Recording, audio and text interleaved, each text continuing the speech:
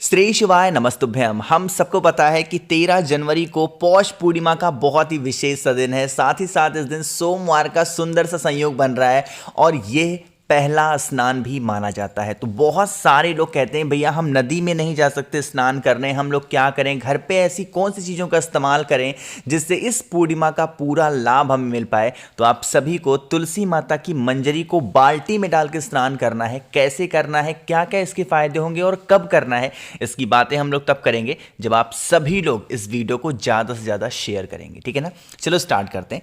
देखो बहुत सारे लोग, अब आप लोग पौष पूर्णिमा का जो पहला स्नान होगा, आपको पता है कि कुंभ स्टार्ट हो रहा है प्रयागराज में, तो बहुत सारे लोग स्नान करेंगे और 13 तारीख को पहला स्नान होगा।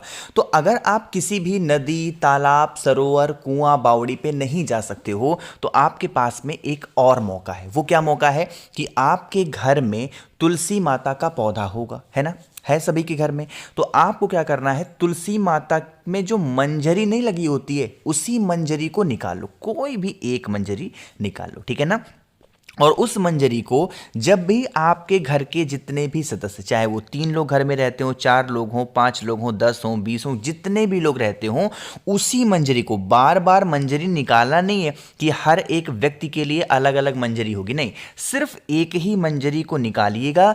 जब भी आप पूरे दिन भर में पौष पूर्णिमा का स्नान करें, कुछ की हैबिट होती है सूर्योदय से पहले स्नान करते हैं, कुछ लोग 10 बजे करते हैं, कुछ लोग 2 बजे करते हैं, आप जब भी स्नान करना उस एक तुलसी माता की मंजरी को डाल करके जो भी व्यक्ति स्नान कर लेगा उसको नदी में स्नान करने का या फिर माँ गंगा में स्नान करने का पूरा फल प्राप्त होता है। ठीक है ना, तो करिएगा जरूर इस उपाय को, जिससे आपकी भी पूरी की पूरी जो भी प्रॉब्लम्स हो वो सॉल्व ज़रूर हो जाए। ठीक है ना, तो यहाँ पे हम लोगों ने बात कर ली है अपने पहले उपाय की। आगे बढ़ते हैं अब इस वीडियो के हम लोग अपने दूसरे उपाय की तरफ कि अब हम लोगों ने स्नान दान तो कर लिया है, लेकिन अब हम लोगों को करना क्या है उपाय को। देखो ये जो आपको मैं उपाय बताने जा रहा हूँ ये स्पेशली होगी रोगियों के लिए ना। जैसे घर में अगर कोई भी इंसान आपके बीमार चलता है और वो इंसान ठीक ही नहीं हो पा रहा, तो आप सभी को चंद्रेश्वर महादेव, फिर से बोल रहा हूँ, महादेव का नाम याद रखेंगे, चंद्रेश्वर महादेव के नाम से इस उपाय को करना है।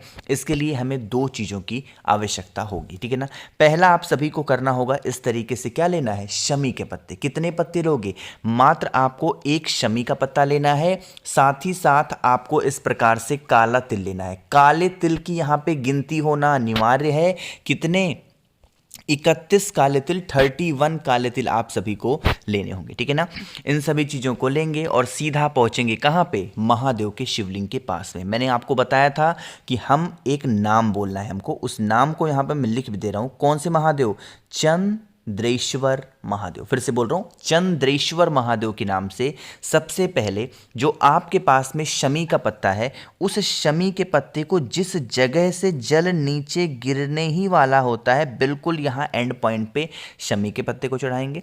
शमी पत्र समर्पित करने के बाद में जो आपके पास में काला तिल है, कितने, 31 काले तिल, उसे जब आप महादेव के शिवलिंग के ऊपर चढ़ाएंगे, जो भी व्यक्ति घर में आपके बीमार है, परेशान है, उसकी बीमारी ठीक नहीं हो पा रही है, उस इंसान का नाम और गोत्र बोल करके, कौन सा नाम लेना है, चंद्रेश्वर महादेव। देखो चंद्रेश्वर महादेव, चंद्रमौली महादेव और एक और नाम है बालचंद्रेश्वर महादेव। इन नामों का उपाय हमें करना होता है पूर्णिमा तिथि पे। तो चंद्रेश्वर महादेव के नाम से समर्पित करना और फिर लास्ट में आप सभी को 1 लोटा शुद्ध जल तांबे के लोटे से श्री शिवाय नमस्तुभ्यम का जप करके अगर आप चढ़ा देते हैं तो जो भी व्यक्ति घर में आपके बीमार पड़ा है, रोगों से ग्रसित है, उसकी बीमारियां ठीक जरूर हो जाती है। ठीक है ना, तो 2 उपाय आपको समझ में आ गए हैं, बहुत ही ज़्यादा छोटे छोटे से उपाय थे। आगे बढ़ते हैं इस वीडियो के पूर्णिमा तिथि पे करने वाले हम लोग अपने तीसरे उपाय की तरफ। लेकिन उससे पहले एक छोटी सी बात मैं आपको समझाना चाहता हूँ, बताना चाहता हूँ कि देखिए मैंने लगभग आप लोग के इस बार के जो ऑर्डर थे वो लगभग 7300 कुछ ऑर्डर थे, है ना। तो ज़्यादातर ऑर्डर मैंने रुद्राक्ष आप लोग को भेज दिए हैं। जैसे जैसे आप लोग को रुद्राक्ष मिलता जाए, मेरा व्हाट्सएप नंबर है 9005643345, है ना। इस नंबर पे आप मुझे मैसेज करके बता दिया करिए, फोटो भेज दिया करिए कि भैया आपने जो पार्सल भेजा था मुझे मिल गया है, वरना फिर मुझे खोजने में, एक एक को कॉल करने में बहुत टाइम लगता है। तो प्लीज़ जो भी लोगों को रुद्राक्ष मिल जाया करे, मुझे एक बार रिमाइंड ज़रूर कर दिया करिए, ठीक है ना। चलो आगे बढ़ते हैं इस वीडियो के हम लोग अपने तीसरे उपाय की तरफ, जो कि आपको करना होगा किससे, लाल चंदन के साथ में। सबसे पहले समझ लेते हैं अगर इस लाल चंदन के उपाय आप करते हो तो इससे आपको बेनिफिट क्या होने वाला है ना। जैसे मान लीजिए कि आपके घर में कोई भी ऐसा इंसान है जिसको कर्ज की समस्या बहुत ज़्यादा है, मतलब कि उस इंसान का जो कर्जा है ना वो चूक ही नहीं रहा है, बहुत दिनों से चिंतित है, बहुत दिनों से परेशान है, धन को लेके, व्यापार को लेके, कर्ज को लेकर के। तो आपको लेना होगा इस प्रकार से लाल चंदन, ठीक है ना। ध्यान रखिएगा, जो लाल चंदन आप इस्तेमाल करोगे वो छोटी सी कटोरी में लीजिएगा। कटोरी के अंदर थोड़ा सा गंगा जल डाल के, जल के अंदर नॉर्मल पानी या जल के अंदर आपको उसका मिक्सचर नहीं बनाना है। आपको क्या करना है, इसी लाल चंदन को थोड़ा सा गंगा जल में मिला करके गाढ़ा सा पेस्ट बनाओ, ठीक है ना। कितने बना लिए आपने, पेस्ट बनाई। अब पेस्ट बनाने के बाद में जो सबसे ज़रूरी चीज़ होती है वो आपको 5 पत्ते लेने हैं। कौन से, किसी भी वृक्ष के 5 पत्तों को आपको लेना है। यहाँ पे मैं कुछ बनाने जा रहा हूँ, मेरी बातों को ध्यान से समझिएगा ना। जैसे एक पत्ता मैंने मान लो ये बना दिया, दूसरा पत्ता ये बना दिया, तीसरा पत्ता ये बना दिया, चौथा पत्ता ये बना दिया, 5वां पत्ता। किसी भी वृक्ष के 5 पत्तों को ले लो, चाहे आप पे घर में वो पेड़ लगा हो, घर के बाहर लगा हो, कहीं पे भी लगा हो, ठीक है ना। मैंने आपको दिखाया है क्या, लाल चंदन। आप सभी लोगों को लाल चंदन की एक एक बिंदी रतिमान भगवान, फिर से बोल रहा हूं, हनुमान जी के तीसरे नंबर के छोटे भाई का क्या नाम है, रतिमान। तो जो भी पत्ता आपने लिया है उन पत्तों पे एक एक बिंदियां आपको किसके नाम की लगानी है, रतिमान भगवान, है ना। लगाने के बाद में आप इन 5 के 5 पत्तों को उठाना, और उठाने के बाद में महादेव के शिवलिंग के पास लेकर के चले जाना। ध्यान रखिएगा, शिवलिंग के ऊपर हमें कोई भी पत्तों को समर्पित नहीं करना है। आपने रतिमान भगवान के नाम से जो 5 पत्तों पे बिंदियां लगाई हैं उनको लेके जाएंगे और शिवलिंग के पास में ही यह कामना करते हुए समर्पित करेंगे कि हमारे जो भी घर में इस तरीके से कर्ज की समस्या है, धन की समस्या है, वो दूर हो जाए। थोड़ी देर तक प्रार्थना करने के बाद में आपको इन 5 पत्तों को उठाना है और आपके घर के आसपास में कोई भी हरा भरा पेड़ हो, यह ज़रूरी नहीं है कि कोई भी ऐसा एक ही पेड़ हो, 2 नहीं, कोई भी हरा भरा पेड़ हो, उस हरे भरे पेड़ के नीचे अगर आप उस पत्तों को रख करके चले आते हैं तो यकीन मानिए जिस भी वजह से आपके घर में, परिवार में बहुत ज़्यादा प्रॉब्लम चल रही होंगी धन को लेके या फिर कर्ज को लेकर के, वो ख़त्म ज़रूर हो जाएंगी, ठीक है ना। आगे बढ़ते हैं। अब इस वीडियो के हम लोग सबसे आखिरी और बहुत ही ज़्यादा छोटे से उपाय की, जो कि हमें करना होगा घी के साथ में। लेकिन क्या बेनिफिट है, कैसे करना है, इसकी बातें तो हम तभी करेंगे जब आप सब लोग कर देंगे वीडियो को लाइक। जिसने अभी तक चैनल को सब्सक्राइब नहीं किया, मेरी आवाज़ आप पहली बार सुन रहे हैं, चैनल को ज़रूर सब्सक्राइब करेंगे, है ना। देखो क्या दिख रहा है यहाँ पे, आप सभी को दिख रहा होगा घी, अरे दिख रहा है ना। तो क्या करिएगा, सबसे पहले फ़ायदे समझ लो। जैसे मान लीजिए कि घर में अगर आपके क्लेश है, किसी भी चीज़ को लेकर के क्लेश चल रहा है और उस क्लेश को आपको ख़त्म करना है, तो आप इस उपाय को करेंगे।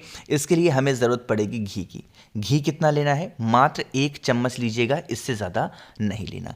घी लेने के बाद में हमें जो दूसरे नंबर की सबसे अच्छी चीज़ लेनी है वो होगी काला तिल, है ना। इस टाइम पे तो अब जो तिल छठ भी आ रहा है, तो आपको पता होगा कि तिल इस टाइम पे बहुत ही सस्ते रेट में मिल सकता है आपको। तो काला तिल मार्केट से ले आओ, 1 चुटकी काला तिल और 1 चम्मच घी को महादेव के शिवलिंग के पास लेकर के पहुंच जाओ। थोड़ा सा तरीका समझिएगा, फिर आप इस उपाय को करेंगे। जो आपके पास में घी है ना, पहले क्या करना है, घी का लेपन महादेव के शिवलिंग के ऊपर करना। एक नियम समझ लो, जब आपके घर में लड़ाई झगड़े होना, चुपचाप थोड़ा सा घी उठाओ और महादेव के शिवलिंग के ऊपर कुंदकेश्वर महादेव के नाम से बस मात्र लेपन कर दिया करो, लड़ाई झगड़े घर से खत्म हो जाएंगे, ठीक है ना। करके देखना। तो आपने घी का लेपन किया।